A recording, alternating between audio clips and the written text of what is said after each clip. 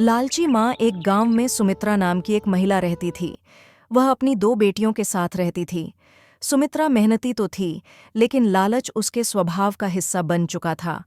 वह हमेशा ज्यादा धन कमाने की तरकीबें सोचती रहती थी, भले ही उसे इसके लिए दूसरों का नुकसान क्यों न करना पड़े। सुमित्रा के घर के पास एक बुजुर्ग महिला रहती थी, जिसे सभी दादी माँ कहकर पुकारते थे।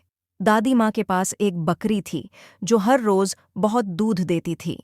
सुमित्रा ने दादी माँ की बकरी को देखकर सोचा, अगर यह बकरी मेरे पास होती तो मैं इसका दूध बेचकर खूब पैसे कमा सकती।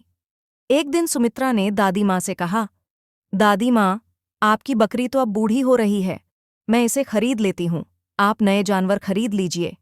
लेकिन दादी माँ ने साफ मना कर दिया। सुमित्रा ने हार नहीं मानी। उसने सोचा कि किसी भी तरह बकरी को अपने पास लाना होगा। एक रात वह चुपके से दादी माँ के घर गई और बकरी को खोलकर अपने घर ले आई। अगले दिन जब दादी माँ ने बकरी को गायब देखा तो वह बहुत परेशान हुई। दादी माँ ने गांव वालों से मदद मांगी। गांव के लोग सुमित्रा के पास भी पहुंचे। सुमित्रा ने साफ झूठ बोलते हुए कहा, मैंने बकरी नहीं देखी। लेकिन गांव वालों को सुमित्रा की हरकतों पर शक था।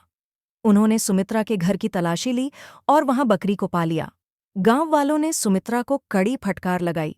दादी माँ ने कहा, लालच इंसान को कभी सुख नहीं देता। अगर तुम मुझसे मदद मांगती तो मैं खुद तुम्हारी सहायता करती। सुमित्रा को अपनी गलती का एहसास हुआ और उसने दादी माँ से माफी मांगी। उस दिन के बाद सुमित्रा ने लालच छोड़कर ईमानदारी से जीवन जीने का संकल्प लिया।